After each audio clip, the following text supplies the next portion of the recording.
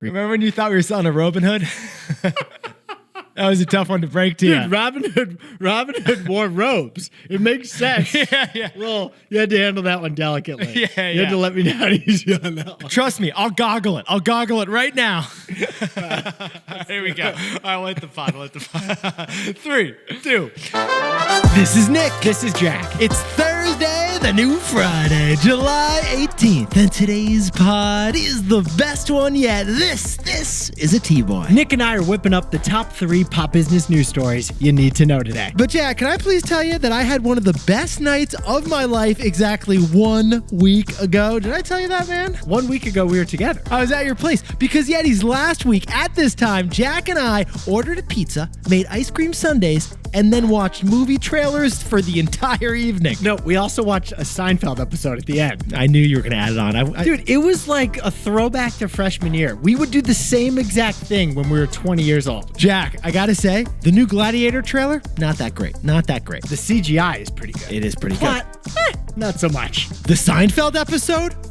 Ages like a fine wine. Because when you control the mail, You control information. 3 stories for today's T-Boy. Jack, what do we got for this fantastic show? For our first story, Andreessen Horowitz, the most influential venture capital firm on earth, just flipped over to Trump. So Jack and I will explain the newest trend in Silicon Valley, conservatech. For our second story, it's Supreme. The skateboarding streetwear icon was just sold to Luxottica, the eyeglasses giant. So Jack and I will tell you why Supreme should have listened to Ferrari. And our third and final story is a wild one. Wild. JPM Chase, the investment bank, hires 5,000 ex-criminals every year. Yeah, their bank tellers have done time. Why is JP Morgan hiring ex-cons, Jack? Because hiring ex-cons feeds 2 birds with 1 scone. If you know, you know, and we'll tell you in a bit. But Yetis, before we hit that wonderful mix of stories, Fantastic mix of stories for the new Friday. Love this mix, Jack. you have heard of Hot Girl Summer. And we have told you about Hot Deal Summer. But have you heard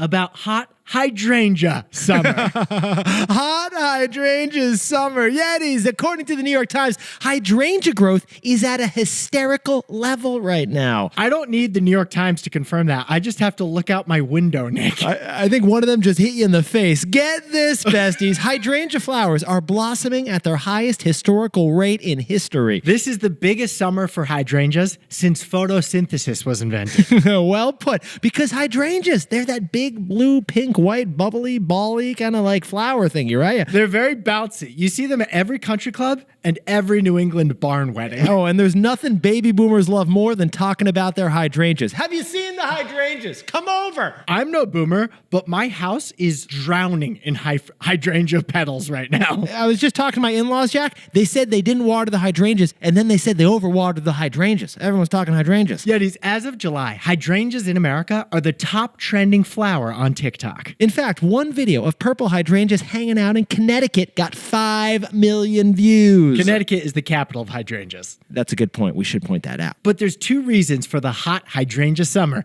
that we're all loving right now. First, there was a mild winter, so the buds of the hydrangeas were protected. Second, we've had a wet spring, which leads to extra growth. In fact, Jack and I jumped in T-Boy style. The word hydrangea is actually ancient Greek for needs a lot of water. Hydra For water. Angios For jar. So from Cape Cod to Cape Canaveral, tourists are traveling hundreds of miles this summer to visit those hydrangea hotspots. Oh, and our favorite fact about hydrangeas? The hydrangea actually changes color based on the acidity in the soil. If the pH level is low, they turn blue. If the pH level is high, they turn pink. Which Jack and I were talking about. And you know what? That's kind of a metaphor for life, isn't it, Jack? Yes, it is. Because you can't control the variables around you. But you can control how you react to them. Jack, that's beautiful. Like a hydrangea. Let's get back to hot hydrangea summer. Yetis, happy hot hydrangea summer. And Jack and I are going to hit our 3 stories. I kind of look like a human-sized hydrangea flower right now. That's a self-compliment, and I love that you did it, Jack. 15 years before this song, 2 boys from the Northeast met in the dorm. They had an idea that caused a cultural storm. It's the best one yet, but the best is the norm. Jack, Nick, that's it. I don't even think they need to practice. 50%, that's a fat tip. TBOY City on your list. If you know, you know, cause we ready to go. We can't wait no more, so just start the show. Start the show. For our first story, this week we saw the biggest political shift in the history of tech. Silicon Valley is turning for Trump. Yes, it is. Venture capital is experiencing a red reboot, and we'll tell you why.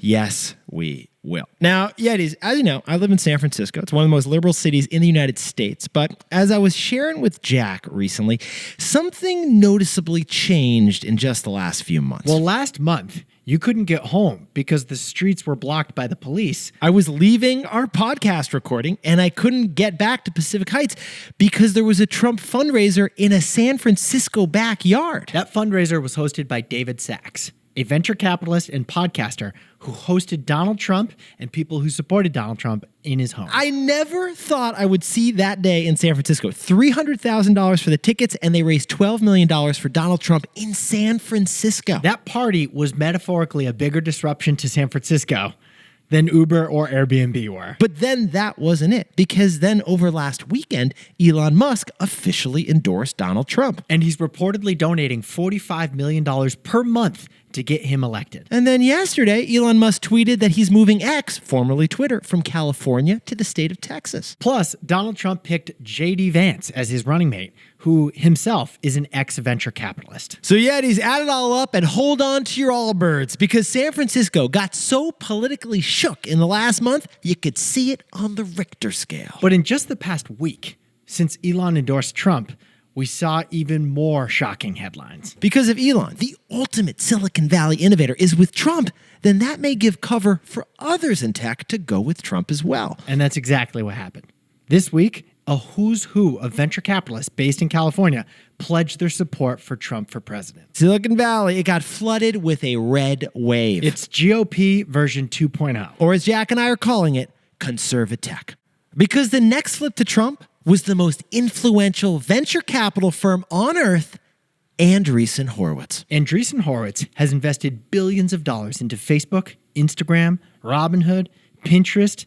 Basically, if a tech company has IPO'd, Andreessen Horowitz made a lot of money in it. On their podcast yesterday, the founders of Andreessen Horowitz, Mark Andreessen and Ben Horowitz, discussed their decision about this year's election. They said that they've donated to Democratic candidates for president in the past, but now, this year, they are making personal donations to Trump for president. Now, Besties, after our morning workouts, Jack and I, we listened to this exact podcast. We were curious what was going on. This was a surprise in the San Francisco area. The two guys began the podcast by saying that their friends aren't going to be happy about this announcement. Actually, Jack, Ben Horowitz said his mom isn't going to be happy about this announcement. So they took an hour and a half explaining why they're donating to Trump. Basically, they said it's because Trump is more supportive of artificial intelligence, crypto, and tech startups. That was the hour and a half. But then they used a three-part analogy to support their argument, right? So what they said is that America's success is based on three things: technology, the economy, and the military. And each of those three things, it reinforces the other part of the three things. And they said that tech startups are key to all of it. It basically sounded like a political science podcast, but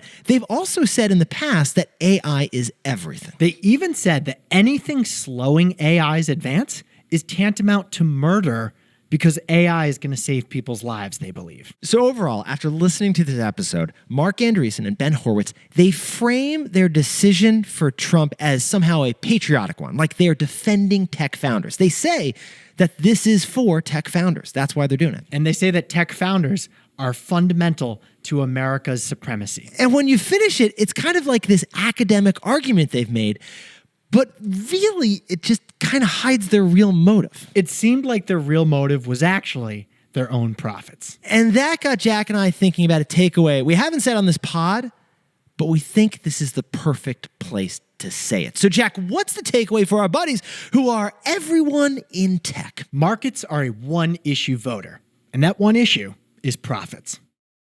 Yetis, earlier this week, we told you about how stocks got a Trump bump after polls showed that Trump is increasing a lead. Simple reason? Trump's policies are more likely to increase corporate profits. Now that is the public markets. But now, in the private markets, we're seeing Silicon Valley turn to Trump for the same reason. Now, we should point out, Elon seems to support Trump for his anti-wokeness and his positions on immigration. But the rest of venture capital, as repped by Andreessen Horowitz, seem to focus on their AI crypto investments specifically. They're turned off by the Biden administration's attempts to regulate AI and to regulate crypto. So what Jack and I are describing here is a simple observation about business and elections, but it's an important observation you shouldn't forget. Markets aren't voting on the issues of healthcare, climate, democracy, or reproductive issues. Business votes on one issue. Which candidate is likelier to improve profits? In general, Wall Street and now Silicon Valley are a single issue voter. Which candidate will boost my profits the most?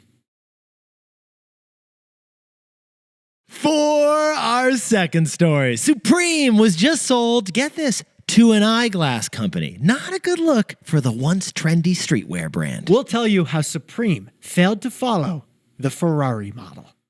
All right, Jack, I'm going to pick out your outfit. You ready? Tell me what you're thinking here. Jinko jeans, Juicy Couture sweats, and a JanSport backpack. What are you thinking over there, Jack? You like it? All cool in the early 2000s. All of that was cool in the 90s. But today, there is only one brand from the 90s that is still cool, and that brand is Supreme. Supreme, the fashion brand with their name written in red. That was just so cool. It was actually that simple. This Supreme company, they were founded in 1994, great year, as a skateboard apparel brand. A streetwear icon with Beastie Boys vibes. And now here's how Supreme got so big and so cool. They pioneered the fashion drop. People would wait all week. There'd be so much suspense, and then Supreme would drop a new product every Thursday. Every Thursday, you had to wait because they only did it on Thursdays. And you'd buy it. Didn't matter what it was. Oh, yeah. They actually dropped a crowbar once, a red Supreme crowbar, and it sold out. Like they were selling sneakers, they were selling shirts, and then boom, they sold a red crowbar, people bought it up, sold out. And that cool factor powered Supreme from skate parks over to Fashion Week. Supreme, they started doing collabs with Tiffany jewelry, Burberry outfits, and Louis Vuitton themselves. Every company that made anything wanted to collab with Supreme. So Supreme got too cool to stay small, and they were eventually acquired by VF Brands for $2.1 billion in 2020. But here's the news. Supreme was just sold in the strangest fashion deal since Mugatu's derelict campaign. This was wild. Supreme just got acquired by Luxottica, the Italian eyeglasses giant, for $1.5 billion. Luxottica actually owns like every eyeglasses brand, and you don't realize it. Oh, totally. Like they own Ray-Bans, they own Oakley, they own Sunglass Hut, and now they own Supreme, the apparel company? Like, what's going on, Jack? So let's recap this acquisition, which is quite un-Supreme, actually. Yeah. It seems like Supreme dropped itself, Jack. How would you describe this? Supreme was sold for less money than 4 years ago. And they were sold to an eyeglasses company? Like, are they doing prescription lenses next? The $1.5 billion price tag to acquire Supreme is a 30% lower price tag than what it was worth 4 years ago. Now, Yetis, never forget something Jack and I have told you before. 2 out of 3 acquisitions fail. It's really hard to successfully buy another company and integrate it. 2/3 of the time, an acquisition doesn't lead to what the buyer was hoping for. So when we see Supreme sold for a fraction of its previous price, it looks like their previous acquisition was a failure. And the key reason VF Corp failed with Supreme, it's just hard to scale coolness. Yeah, there's just a trade-off between coolness and scale. It's just a reality of the world. In 2020, Supreme was bought and it was scaled by VF Corp. But it became so available, it became less cool. Jack, I don't know if crowbars are going to save Supreme this time. So, Jack, what's the takeaway for our buddies over at Supreme? The number one brand that has managed to scale coolness is Ferrari. Yeah, it is actually possible to scale a cool product without eliminating its coolness. In economic terms, coolness is when demand is higher than supply. If more people want your product than it is available, then it's in high demand, and that means it's cool. The key to scaling something that's cool is to grow the supply, but to grow the demand faster. And the prime example of scaling coolness? It's Ferrari. For every year since 1929, Ferrari has had a wait list to buy a car. That is the coolness. And yet, Ferrari just hit a record high valuation of $80 billion. That size is the scale. Ferrari has doubled the number of Ferraris sold per year over the last 10 years. And yet, the price remains higher than ever to buy a Ferrari. So Ferrari is selling more cars than ever, and yet Ferrari is also more wanted than ever. Jack, add it all up, please. It's one of the rare companies that has successfully scaled cool. Ferrari scaled cool. Hey Yetis, if you're a bestie, take a sec and hit that subscribe button. And like this video while you're at it. If you leave a comment, by the way, we'll read it. For our third and final story, JP Morgan Chase hires 5,000 ex-felons every single year. We're talking tellers who did time. And this wild new HR strategy is actually key to fighting crime. But Yetis, before we kick off this story, a happy second quarter earnings season to all those who celebrate. Jack and I send our best wishes. A happy earnings season to all the finance you bros. Yetis, last week we got big earnings, specifically big bank earnings. What do we see, Jack? JP Morgan Chase announced pretty incredible results for America's biggest bank. JP Morgan stock is at an all-time high. It's now worth $600 billion as a company. Jack, could you become a freak in the spreadsheets and strip up some context for us over there? JP Morgan is worth nearly twice as much as the number 2 largest bank in America, which is Bank of America. Jamie. But guess who held power? JP Morgan's $18 billion of quarterly profits? Glad you asked. 5,000 people they hired last year who had criminal records. Get this, besties. 10% of JP Morgan's new hires each year are people with criminal records. That's right. JP Morgan is a top employer of ex-cons and ex-felons. Like the irony? Do you feel the irony? Do you see the irony here, Jack? They're banks. Like, they're vulnerable to getting robbed. But they're hiring ex-robbers. And also, like, the interview process. Tell me a time you faced a challenge in your life. I was in prison, Jack. That is challenging. Well, here's the key. They're hiring ex-robbers so that they don't get robbed in the future. And here's why. Exactly.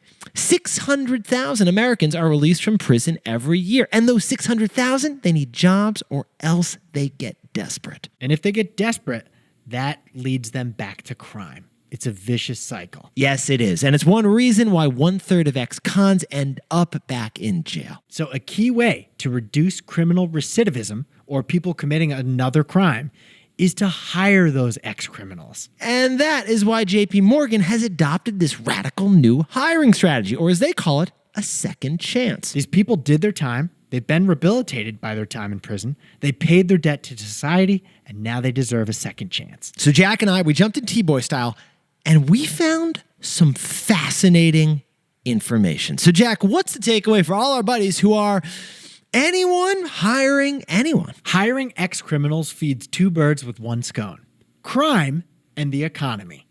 Now, Yeti's interesting thing here, there are actually 50 companies who have pledged changes to their hiring process to give ex-cons a second chance. We'll leave a link in the episode description so you can check out those 50 companies. Good idea, Jack, because a huge untapped asset in our American economy is the waiting workforce. The waiting workforce. They're talking about millions of Americans with criminal records who wish they could get a job, but nobody will hire them because of their criminal record. And that is why these 50 companies eliminated that awkward question from the job applications asking about criminal records. These 50 companies believe it shouldn't matter. They're out of jail now. And those 50 companies are lobbying to end driver's license suspensions that some courts issue to ex-cons. Because if you don't have a driver's license, how are you going to get to work? So add all of this up, and unlocking the waiting workforce could add $87 billion of productivity to the U.S. economy every single year. Like we said, hiring ex-cons, it feeds 2 birds with 1 stone. Jack, can you whip up the takeaways for us for the new Friday? Andreessen Horowitz and their favorite founder, Elon Musk, have formed a Red Sea across Silicon Valley. Call it conservatech or call them AlgoRepublicans. Because markets are a one-issue voter. And that one issue is profits. For our second story, Supreme just experienced a down round. They were sold for a lower price to Luxottica, the eyewear company. Because there's a trade-off between coolness and scale, but Ferrari figured it out. And our third and final story is JP Morgan. They've hired 5,000 ex-criminals each year 10% of their new hires have done time. It's the waiting workforce. Because hiring ex-cons feeds two birds with one scone. Crime and the economy. But Yetis, this pod's not over yet. Here's what else you need to know today.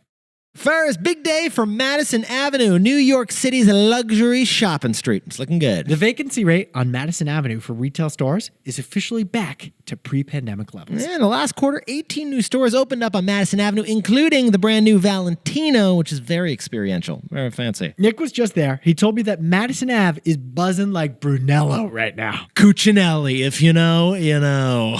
Clearly, Jack doesn't know. Kendall knows. Jack may not know, but Kendall Roy knows.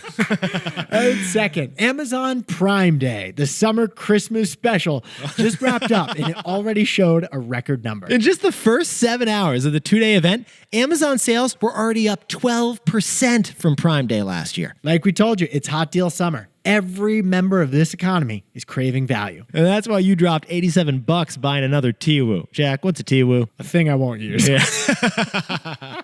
And finally, Le Paris mayor Anne Hidalgo took her long-promised swim in the Seine River 1 week before the Olympic Games. Why is that a big deal? Because the river has been closed to swimmers for 100 years. It's that dirty. But she wanted to show that it's clean enough to host Olympic swimming in just a week. They spent a lot of money to clean up that river, and she just took a dip, and she seems to be okay. Apparently, it is possible. It is possible. It's possible. And time for the best fact yet. This one sent in by Yeti Matt Frankie from lovely St. Paul, Minnesota.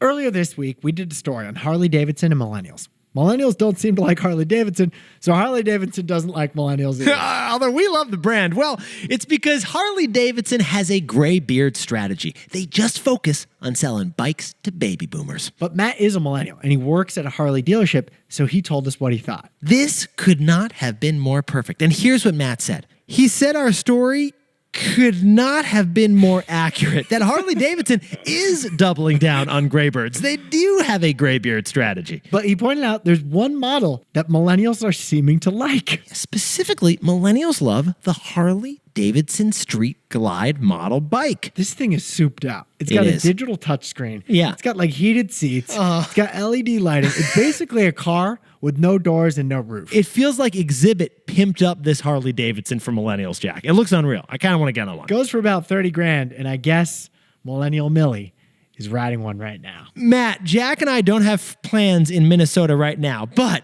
if we could record a podcast on one of these Street Glide model bikes, we'll see you there.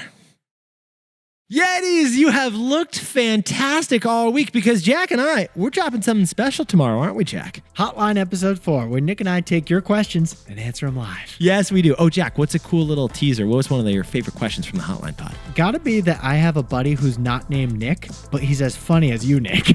And I say something about my buddy. We're also going to tell you how much money we have saved for retirement. So check out tomorrow's Hotline Pod right here on The Best One Yet. This episode, it's going to be all the rage. Oh, it's going to be all the rage. If Jack says that one more time, you're going to be celebrating the wins this weekend.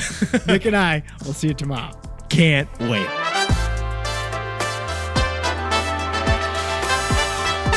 And before we go, a happy 106th celebration of Nelson Mandela's birthday, whether in South Africa or anywhere in the world. He died at the age of 95 after a legendary life. And a happy congratulations to Eddie's Thomas and Ellen Hicks in Marietta, Georgia, who just got their first baby, a wonderful boy who's looking fantastic. And a huge shout out to James in Washington, D.C., whose friends sound incredible. Get this. They're all flying in from across the country to send him off on his new journey to China to get his new dream job. James, you got to take more trips because your friends are going to send you off in the most amazing way. And happy bachelorette weekend to Danny Cupford, a.k.a. the Banana Girl, who's partying in Brooklyn this weekend. Oh, she is unpeeling that party. And James and Alexandra Robertson in Mesa, Arizona are new homeowners. The new happy hour is Tinto time. And a big thanks to Sophie Turner, who added us to her virtual board. Sophie, Jack and I love being part of your virtual board, and we'll keep whipping up the takeaways for you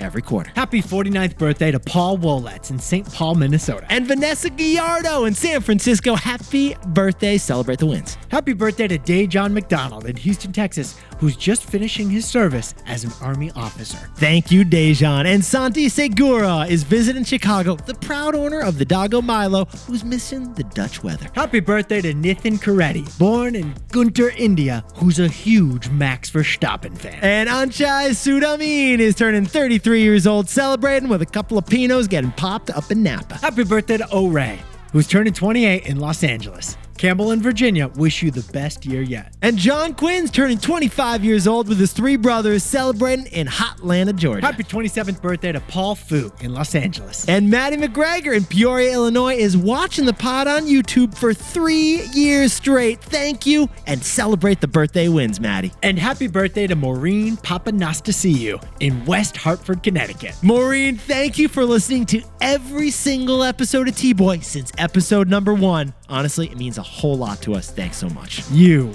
are the best one yet. This is Jack. Nick and I both own stock of Robinhood and Airbnb.